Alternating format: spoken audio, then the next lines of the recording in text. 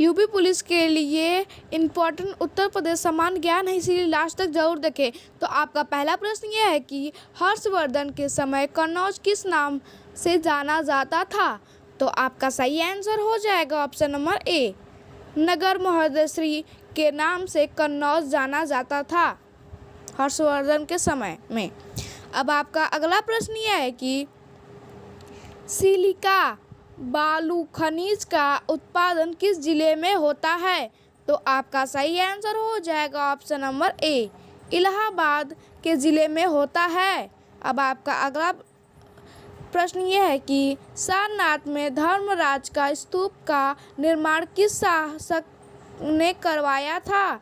तो आपका सही आंसर हो जाएगा ऑप्शन नंबर सी, अशोक।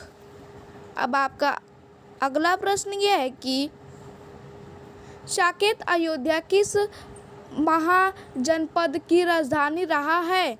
तो आपका सही आंसर हो जाएगा ऑप्शन नंबर सी, कौशल।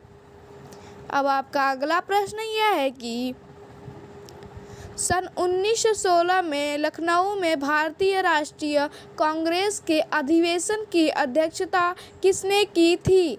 तो आपका सही आंसर हो जाएगा ऑप्शन नंबर डी, अंबिका चरण मंजूमदार ने सन 1916 में लखनऊ में भारतीय राष्ट्रीय कांग्रेस के अधिवेशन की अध्यक्षता की थी। अब आपका अगला प्रश्न यह है कि सत्य भगत ने भारतीय कम्युनिस्ट पार्टी का पहला सम्मेलन कहाँ आयोजित किया था?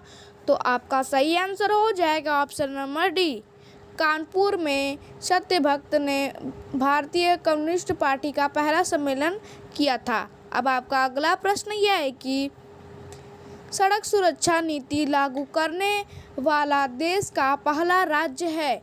तो आपका सही आंसर हो जाएगा option number B, Uttar Pradesh सड़क सुरक्षा नीति लागू करने का पहला देश का राज्य है। अब आपका अगला प्रश्न यह है कि वाराणसी में राष्ट्रीय कांग्रेस का अधिवेशन कब हुआ था?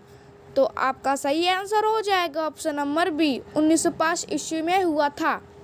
ये अधिवेशन वाले सवाल ये यूपी पुलिस में ज़रूर ही आते हैं, इसलिए इसको याद ज़रूर कर लीजिएगा।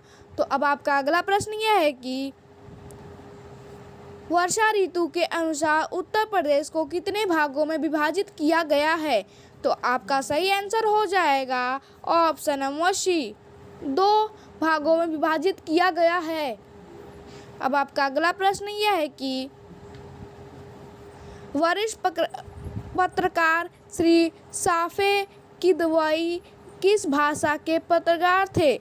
तो आपका सही आंसर हो जाएगा option number C, option number B, Urdu भाषा के पत्रकार थे वो।